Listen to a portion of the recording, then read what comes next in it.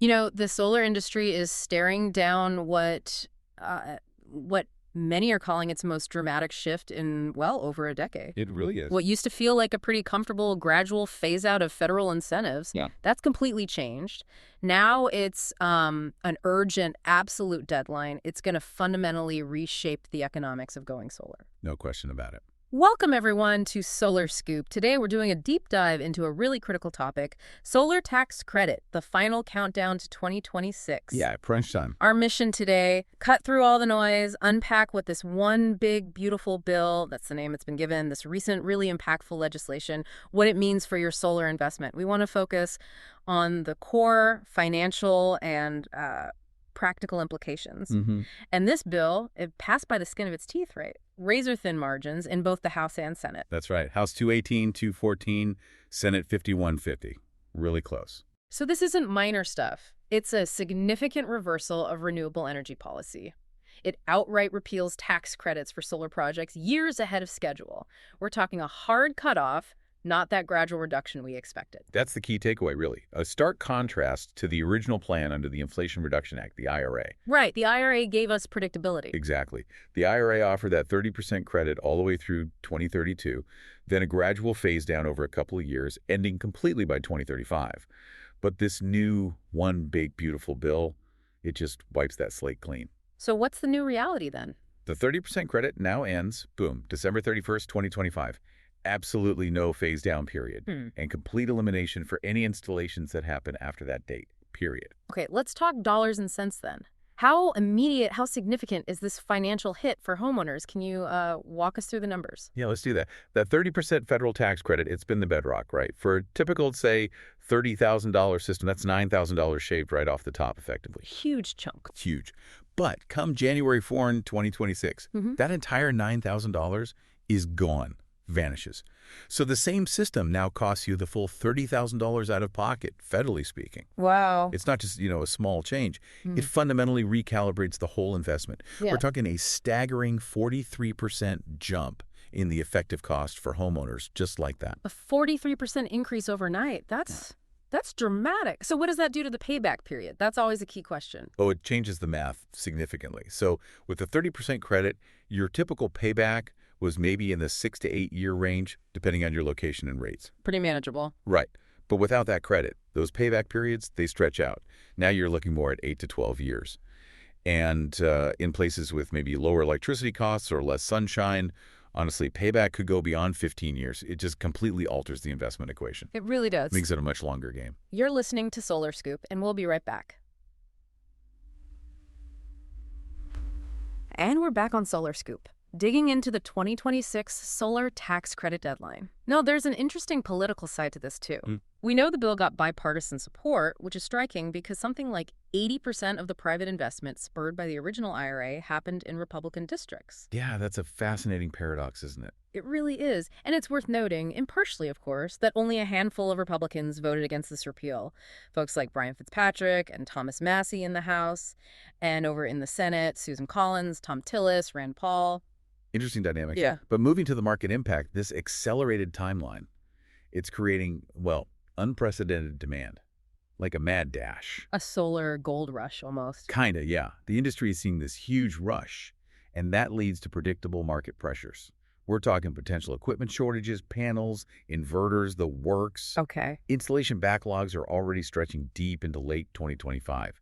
This can also cause some price volatility from installers trying to manage demand, and it makes it absolutely critical for homeowners to really vet their contractors.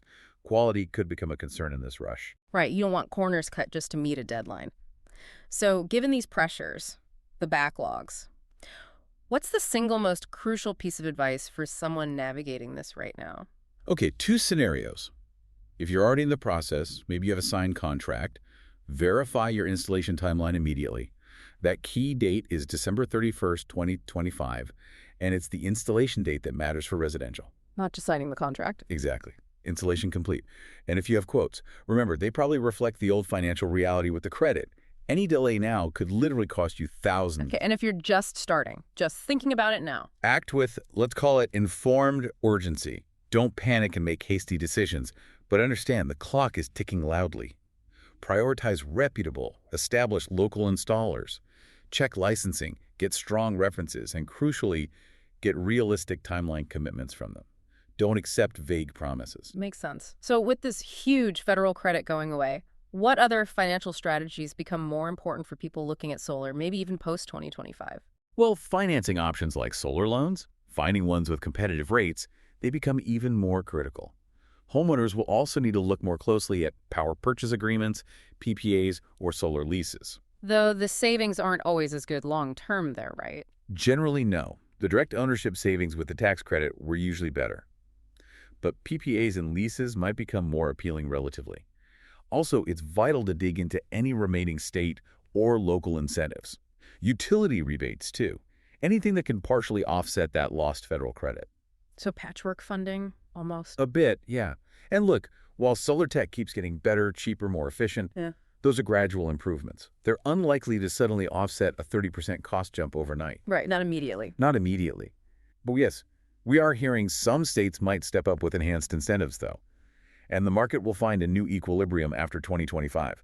It just won't include that big federal boost. Okay, so let's get practical about the timeline. If someone wants to lock in that 30% credit, they need a plan. How should they calculate their personal deadline? You absolutely need to work backward from December 31st, 2025. Seriously. Yeah, break it down. All right, figure maybe 2 to 4 weeks for research, getting quotes, Yeah. contract signing, arranging financing. That's variable, depends on your situation. Permitting, that can take anywhere from 2 to 8 weeks, sometimes longer depending on your local authority. That's a chunk of time right there. It is. Then scheduling the actual installation. With current backlogs, you should probably bank on 8 to 16 weeks, maybe even more as we get closer. And then final inspections, utility approvals, another 2 to 4 weeks. Wow, add all that up. Add it all up, and being realistic, anyone serious about getting solar installed before the end of 2025 needs to be starting their process, like getting quotes and talking to installers no later than August 2025, probably even a bit sooner to be safe. August 2025, that's not that far away. It really isn't, considering everything involved. So how would you categorize the risk level for people at different stages right now? I'd say it's pretty low risk if you already have a signed contract and a confirmed installation date, well before the deadline, say, early to mid-2025. Okay.